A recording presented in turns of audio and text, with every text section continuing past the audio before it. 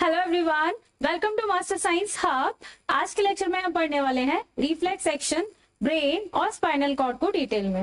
Last lecture में हमने शुरू किया था कंट्रोल एंड कोऑर्डिनेशन वाले चैप्टर को, क्लास 10 का चैप्टर 7 लाइफ प्रोसेस के जस्ट बाद वाला चैप्टर। तो लास्ट लेक्चर में हमने इंट्रोडक्शन को देख लिया था और मेनली हम पढ़ रहे थे ह्यूमन नर्वस सिस्टम को। तो उसमें हमने न्यूरॉन को पढ़ लिया था, नर्व इम्पल्स को पढ़ लिया था और हम हमारे नर्वस सिस्टम को पढ़ रहे थे, जिसमें कि हम ब्रेन को पढ़ना था, हमें स्पाइनल कॉर्ड को पढ़ना था। तो लास्ट में हमने छोड़ा था कि हम 3 टाइप के एक्शंस पढ़ रहे थे। कौन कौन से? वॉलेंट्री एक्शंस, इनवॉलेंट्री एक्शंस और रिफ्लेक्स एक्शन। तो हमने देख लिया था कि वॉलेंट्री एक्शंस कौन से होते थे बेटा? ऐसे एक्शंस जो हम सोचकर, समझकर, जानबूझकर कर रहे थे, जिसका हमको पता था कि हम वो एक्शंस कर रहे हैं। ठीक है। और जैसे कि बेटा जैसे कि वॉकिंग, राइटिंग, डांसिंग और जंपिंग, है ना, ये आपको पता होता है ना। जैसे मैं कुछ लिख रही हूँ तो मैं अपने, अगर मैं सोचूं कि अब लिखना स्टॉप करना है तो मैं लिखना स्टॉप कर दूंगी। ये मेरे ब्रेन पर और मेरी थिंकिंग पर डिपेंड करते हैं ये एक्शंस, है ना। ऐसे एक्शंस बेटा जो हम सोचकर, समझकर और जिनको हमारे कंट्रोल में है, जो हमारे कंट्रोल में हो रहे हैं, ऐसे एक्शंस क्या है? Voluntary actions. और इनवॉलेंट्री एक्शंस कौन से? जो आप चाहोगे या नहीं चाहोगे फिर भी वो एक्शंस होंगे। ठीक है। जैसे कि हार्ट का ब्लड पंप करना, ठीक है, कुछ पैरासिलेटिक मूवमेंट्स हो गए, है ना, आपके फूड पाइप में जो मूवमेंट्स होते हैं तो वो बेटा आपके चाहने से या नहीं होगा, वो आपका ब्रेन का एक हिस्सा कंट्रोल कर रहा होगा, ब्रेन का एक पार्ट है जो कंट्रोल कर रहा होगा, लेकिन इसमें थिंकिंग इन्वॉल्व नहीं होती। ठीक है, आपके इनवॉलेंट्री एक्शन में थिंकिंग इन्वॉल्व नहीं होती। और उसी का एक एक्सटेंड फॉर्म पढ़ रहे थे हम, रिफ्लेक्स एक्शन। ठीक है, रिफ्लेक्स एक्शन ये कौन से एक्शन होते हैं बेटा? जो ऑटोमेटिक रिस्पॉन्स होता है ना, जो इमरजेंसी सिचुएशन में आपको रिस्पॉन्स होता है अचानक से, मतलब आपने सोचा भी नहीं और ऐसे वो एक्शंस हो जाते हैं, तो उसको क्या बोलते हैं? Reflex action. क्या बोलते हैं बेटा? Reflex action. ये बेटा ऐसे एक्शंस आपको, मतलब आप प्रोटेक्शन के अगेंस्ट भी, आप प्रोटेक्शन करने के लिए भी आप करते हैं ऐसे रिस्पॉन्स, है ना। और कोई भी इमरजेंसी सिचुएशन में कुछ भी एक्शन करती है, जैसे कि, है ना, आप गली से निकल रहे थे और आपके पीछे डॉग पड़ गए, कुत्ते पड़ गए, तो एकदम से आप डर जाओगे ना और भागने लग जाओगे। तो आपने उस वक्त सोचा भी नहीं और आपकी बॉडी खुद ब खुद रिस्पॉन्स कर रही थी। तो ये क्या है? ये सारी क्या है? Reflex action. इसमें बेटा आपकी थिंकिंग भी इन्वॉल्व नहीं होती और ब्रेन भी इन्वॉल्व नहीं होता है ना, डायरेक्टली तो नहीं होता है। स्पाइनल कॉर्ड इन्वॉल्व होता है। इसमें क्या होता है बेटा? स्पाइनल कॉर्ड इन्वॉल्व होता है। देखते हैं इसमें कि आगे कि कैसे इन्वॉल्वमेंट दिखा रहा है स्पाइनल कॉर्ड। बेटा जैसे example, withdrawal of hand when touch an hot object. जब भी आप कुछ गर्म चीजों को देखते हैं, गर्म चीज को देखते हैं या फिर टच करते हैं, तो आप उस वक्त सोचते नहीं है कि इससे हाथ हटाना है, आपका ऑटोमेटिकली हाथ उससे पीछे हट जाता है। कैसे? इसी को हम डिटेल में अभी पढ़ते हैं कि कैसे हट जाता है ना। वो बेटा आपका स्पाइनल कॉर्ड काम करता है, उसमें आपका ब्रेन डायरेक्टली काम नहीं करता है। ठीक है, ऐसे एक्शन जो सडन रिस्पॉन्स होते हैं, जिसमें आपको सोचने की भी टाइम नहीं मिला है ना। कुछ इमरजेंसी सिचुएशन होती है बेटा ऐसे, जिसमें कि आपको सोचने का टाइम भी नहीं मिलता है और आपको वो रिस्पॉन्स होता है वो आपका, है ना। वो ऐसे एक्शंस कौन से होते हैं? Reflex action.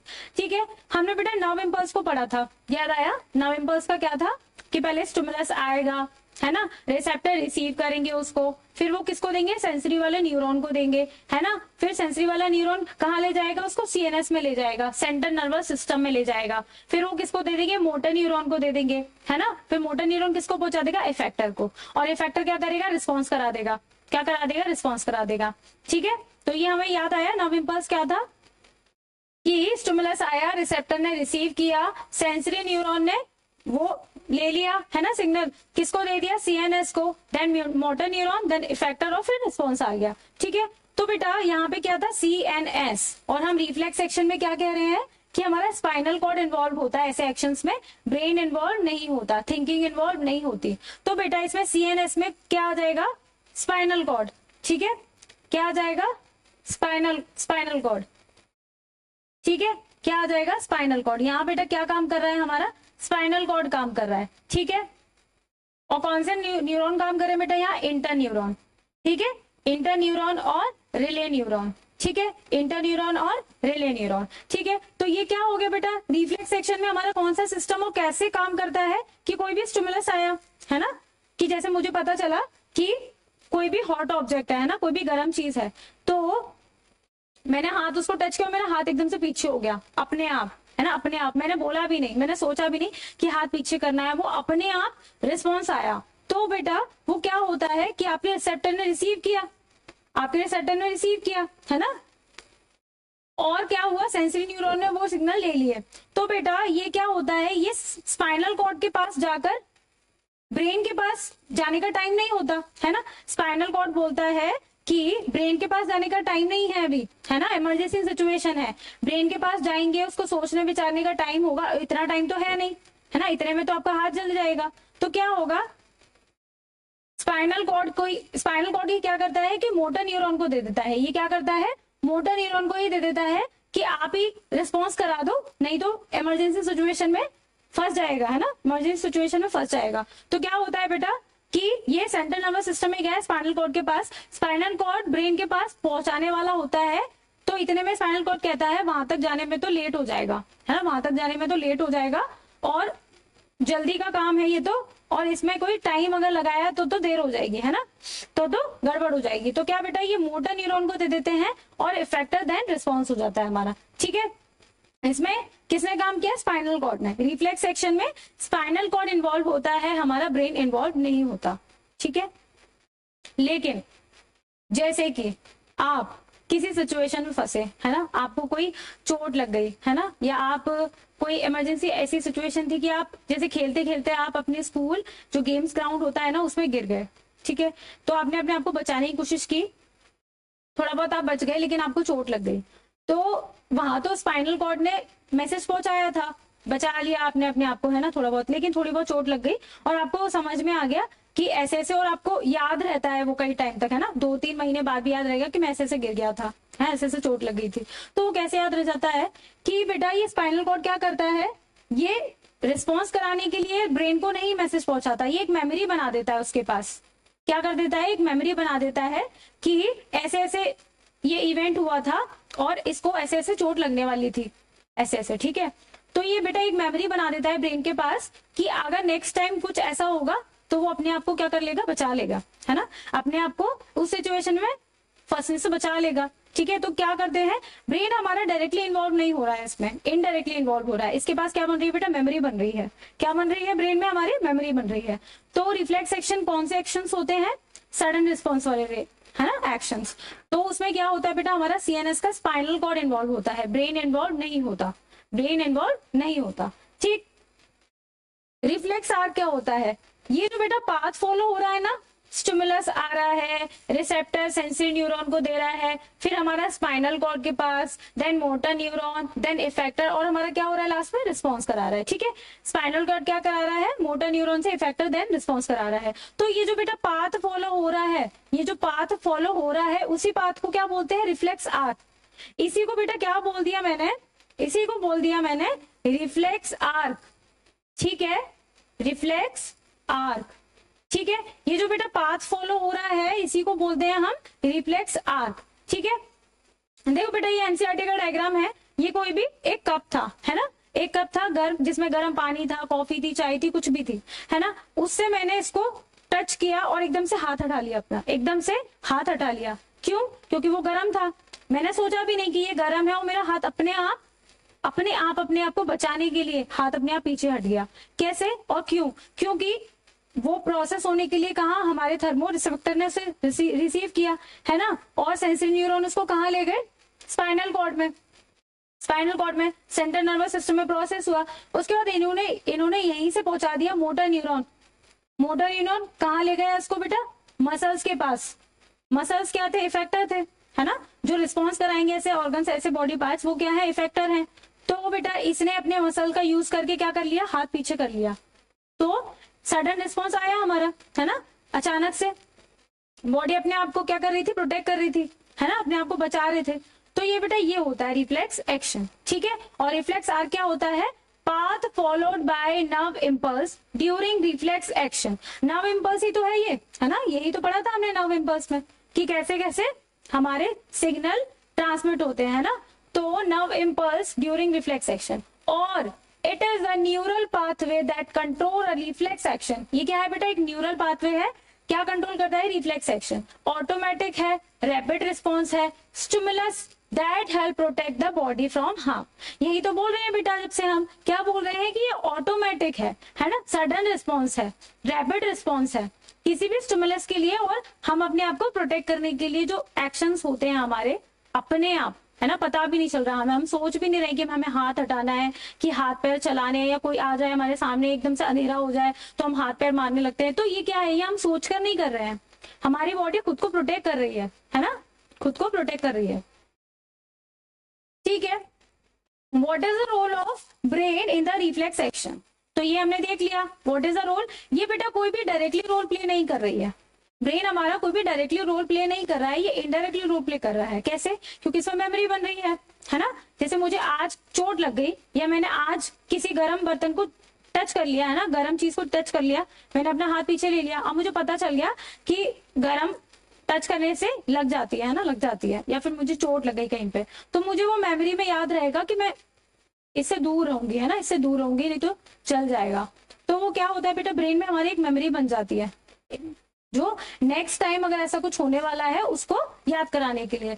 When reflex action are generated in spinal cord, the information also reaches brain. Information पहुंचा देता है ये, है ना। उस वक्त रिस्पॉन्स तो नहीं कराता क्योंकि टाइम लग जाएगा, है ना, उस वक्त रिस्पॉन्स कराने के लिए तो नहीं कहता ये ब्रेन से, बट क्या करता है कि मैसेज पहुंचा देता है, इंफॉर्मेशन पहुंचा देता है कि देखो देखो ये हो रहा, ये हो रहा था, है ना, ये हो रहा था और ये हुआ था।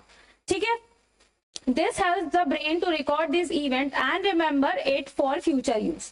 ठीक है, फ्यूचर में कभी ऐसा हो तो उसके लिए वो इवेंट को क्या कर देता है, भेज देता है ना, ऐसा ऐसा हुआ था। Brain helps the person to get awareness of the stimulus and prevent himself from the situation again in the future. अगर भविष्य में ऐसा कुछ होता है तो उसके लिए क्या कर देता है, अवेयर कर देता है, अलर्ट कर देता है कि देखो ऐसा होगा। ठीक है, तो आप अपने आप को फिर से बचा सकते हो। ठीक है, अब हमारा क्या आ गया बेटा, प्यारा प्यारा सा ब्रेन। ठीक है, ब्यूटीफुल सा ब्रेन आ गया। ब्रेन हमारा क्या करता है बेटा, ये इतना सा होकर सारी चीजें कंट्रोल कर रहा है। क्या है ये बेटा, कोऑर्डिनेशन कर रहा है ना, it is a centre of coordination. सारी एक्टिविटीज का, सारी जितनी भी एक्टिविटीज होती है उसका क्या है बेटा, सेंटर है ये, है ना। हमारा ब्रेन इतना सा है और इतना सारे काम करता है, सारी चीजें कंट्रोल कर रहा है, ब्रेन ही तो कर रहा है सारी चीजें कंट्रोल, है ना, ब्रेन ही तो कर रहा है सारी चीजें कंट्रोल। बेटा ये हमारा ह्यूमन ब्रेन है और ये आपके एनसीईआरटी का डायग्राम है, ये आपके एनसीईआरटी का डायग्राम है। इसमें बेटा मेनली 3 पार्ट होते हैं। कौन कौन से पार्ट होते हैं मैम, कौन कौन से पार्ट होते हैं, देखो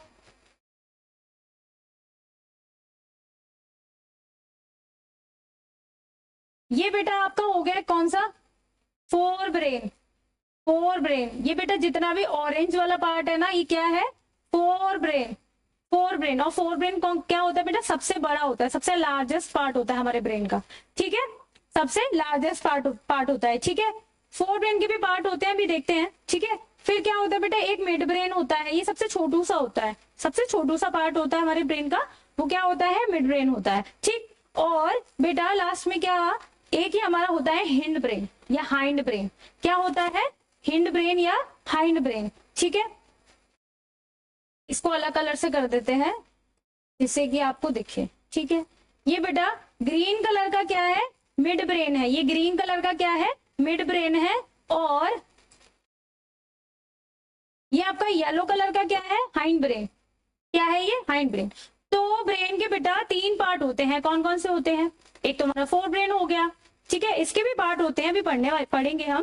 सेरिब्रम होता है, उसमें हाइपोथैलेमस होता है, थैलेमस होता है, अभी पढ़ेंगे। ठीक, तो क्या होता है, ब्रेन के 3 पार्ट होते हैं। ठीक, कौन कौन से, फोर ब्रेन, मिड ब्रेन और हाइंड ब्रेन। इसमें से सबसे बड़ा कौन सा है, फोर ब्रेन है। ठीक है, फोर ब्रेन है।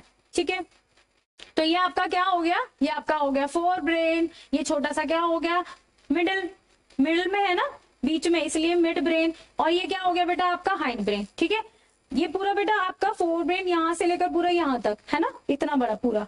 और मिडिल वाला तो बीच में ही होता है, और पीछे जो ये वाला पार्ट होता है ब्रेन का, वो कौन सा होता है, हाइंड ब्रेन होता है। ठीक, it is a centre of coordination of all the activities. It is a centre of coordination of all the activities, सारी एक्टिविटीज का क्या है, कोऑर्डिनेशन कहाँ होता है, हमारे ब्रेन में होता है। हमारा ब्रेन एक तरीके से बेटा सीपीयू है, जैसे कंप्यूटर में सीपीयू सब कुछ कंट्रोल करता है ना, उसको ब्रेन भी बोलते हैं। क्यों बोलते हैं, क्योंकि हमारे जो बॉडी को पूरा कंट्रोल कर रहा है वो कौन कर रहा है, ब्रेन कर रहा है। कौन कर रहा है बेटा, ब्रेन कर रहा है, ठीक है। ये इसको सीपीयू भी बोल सकते हैं, और जो सीपीयू में उसको हम क्या बोलते हैं बेटा, ब्रेन भी बोल देते हैं, है ना, बोलते हैं ना कि CPU is the brain of a computer. क्यों बोलते हैं, क्योंकि हमारे जो ब्रेन का काम है वो बॉडी को पूरा कंट्रोल करने का है ना। सारी एक्टिविटीज कहाँ कंट्रोल हो रही हैं, ब्रेन में ही तो हो रही हैं, इसलिए उसको कोऑर्डिनेशन इन्वॉल्व इन थिंकिंग, ठीक है। ये थिंकिंग में भी इन्वॉल्व होता है। डिवाइडेड इनटू 3 पार्ट्स, इसके बेटा 3 मेजर पार्ट्स होते हैं, अभी अभी हमने देख लिया। फोर ब्रेन होता है, मिड ब्रेन होता है और हाइंड ब्रेन होता है। फोर ब्रेन के भी 3 पार्ट होते हैं, और भी पार्ट्स होते हैं, पर आपके एनसीईआरटी में अभी इतना ही दिया है तो आपको इतना ही बताते हैं, ठीक। और भी बहुत कुछ होता है इसमें बेटा, कि एपिथैलेमस भी होता है, और भी डाइंसेफिलॉन एसेट्रा एसेट्रा बहुत कुछ होता है। आप इतना देखो कि फोर ब्रेन में बेटा, यहाँ लिखा नहीं है, फोर ब्रेन में एक पार्ट होता है पहला सेरिब्रम, ठीक है। सबसे लार्जेस्ट पार्ट क्या होता है बेटा, सेरिब्रम, सेरिब्रम, ठीक है। क्या होता है बेटा, सेरिब्रम, ठीक है। तो बेटा ये क्या होता है, सबसे लार्जेस्ट पार्ट होता है ब्रेन का, कौन सा वाला, ये वाला, ठीक है। ये क्या है, सेरिब्रम है ये, ठीक है, सेरिब्रम है। सेरिब्रम क्या करता है, मेनली बेटा थिंकिंग में इन्वॉल्व होता है, और it is the largest part of the brain, ठीक है। It is the largest part of the brain, और किस किस में इन्वॉल्व होगा बेटा, थिंकिंग में। ये जो आपकी आप थिंकिंग का या मेमोरी का, रीजनिंग का, परसेप्शन का, इमोशंस का, स्पीच का कंट्रोल कहाँ हो रहा है, सेरिब्रम में हो रहा है, ठीक है। कहाँ हो रहा है बेटा, सेरिब्रम में हो रहा है। आप जो भी बोल रहे हैं, ठीक है, आपके इमोशंस का, आपके सोचने विचारने का, आपकी रीजनिंग का, उसका सबका कंट्रोल कहाँ हो रहा है, सेरिब्रम में हो रहा है, ठीक है। ये सब कंट्रोल कहाँ हो रहा है, सेरिब्रम में, ठीक है। Thalamus, it is relay sensory information to the cerebrum. ये बेटा यहाँ कहीं सिचुएटेड होता है, यहाँ कहीं सिचुएटेड होता है, ठीक है, यहाँ कहीं सिचुएटेड होता है थैलेमस। तो ये क्या करता है, ये क्या करता है, it is a relay centre, है ना, रिले सेंटर। और यहाँ से बेटा अगर स्पाइनल कॉर्ड से कोई इन्फॉर्मेशन आ रही है और सेरिब्रम तक पहुंचाना है तो ये यहीं से होकर जाएगी, और अगर सेरिब्रम से कोई इन्फॉर्मेशन स्पाइनल कॉर्ड में जाना है नीचे तक, तो ये बेटा क्या करता है, एक तरीके से रिले सेंटर का काम करता है।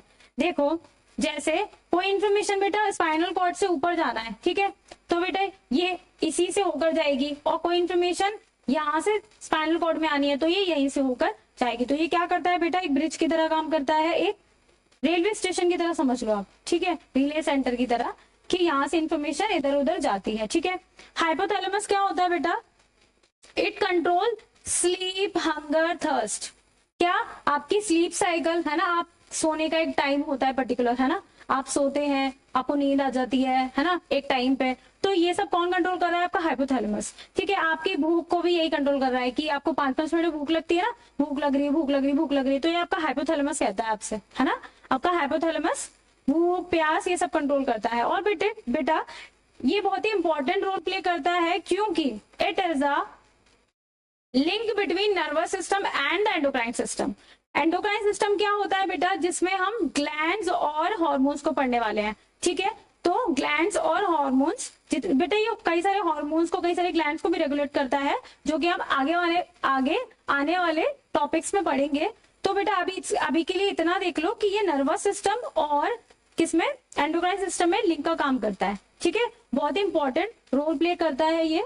मिड ब्रेन क्या कर रहा है, ये तो छोटू सा है, लेकिन ये क्या कर रहा है, connect fore brain and hind brain. ये क्या करता है बेटा, कनेक्ट करता है किसको, फोर ब्रेन और हाइंड ब्रेन को, ठीक है, कनेक्ट किसको करता है, फोर ब्रेन और हाइंड ब्रेन को, ठीक है। It is concern with sense of site and hearing. ये बेटा आपके देखने को और सुनने को भी कंट्रोल करता है। मिड ब्रेन आपका क्या क्या करता है, sense of site and hearing को भी क्या कर रहा है, कंट्रोल कर रहा है मिड ब्रेन आपका, ठीक। अब बेटा आ जाता है हाइंड ब्रेन। हाइंड ब्रेन के भी आपके 3 पार्ट्स हैं, कौन कौन से हैं, हाइंड ब्रेन के भी आपके 3 पार्ट्स हैं, कौन कौन से, एक तो सेरिबेलम है, और एक पॉन्स है, और एक मेड्यूला ऑब्लंगेटा है। ये सेरिबेलम है, वहां सेरिब्रम था। सेरिब्रम किसका पार्ट है बेटा, सेरिब्रम पार्ट है बेटा फोर ब्रेन का और बड़ा वाला है ना, लार्जेस्ट पार्ट है। Cerebellum is a part of hind brain, बेलम है ना, सेरिबेलम। और इसके चलो फंक्शंस देख लेते हैं, फिर इसको याद करना इजी हो जाएगा। सेरिबेलम बेटा it controls coordination muscular movements, ये मस्कुलर मूवमेंट्स को कंट्रोल करता है ना, मस्कुलर मूवमेंट्स को कंट्रोल करता है ना, मस्कुलर मूवमेंट्स को। और बेटा ये क्या करता है, बॉडी बैलेंस और पोस्चर को भी करता है। तो मैं जैसे खड़ी हो पा रही हूँ, आप जैसे खड़े हो पाते हो, एक पोस्चर मेंटेन करके रख पाते हो, किसकी वजह से है, सेरिबेलम की वजह से। सेरिबेलम और वो बैलेंस करने का काम कर रहा है, बेलम और बैलेंस करने का। इससे आप याद रख सकते हैं है ना, हमने भी ऐसे ही याद किया था अपने टाइम पे। तो सेरिबेलम क्या करता है बेटा, बैलेंस करने का काम कर रहा है और it is a part of hind brain. ठीक है, सेरिब्रम और सेरिबेलम में कंफ्यूजन नहीं होना है। सेरिबेलम क्या करता है बेटा, बैलेंस करने का काम कर रहा है। ठीक है, पॉन्स क्या करता है, pons is also a part of hind brain. ठीक है, pons is also a part of hind brain. तो ये क्या कर रहा है बेटा, it is concern with regulation of breathing rate, sleep cycle. क्या करता है बेटा, ये ब्रीदिंग रेट, जो भी इनवॉलेंट्री एक्शंस होते हैं ना, जिनको आप कंट्रोल नहीं कर सकते हैं है ना, लेकिन आपके ब्रेन का एक पार्ट कर रहा होता है उसे कंट्रोल, मैंने बताया था ना तब। तो बेटा यही पॉन्स है वो पार्ट जो आपके ब्रीदिंग रेट को भी कंट्रोल करता है ना।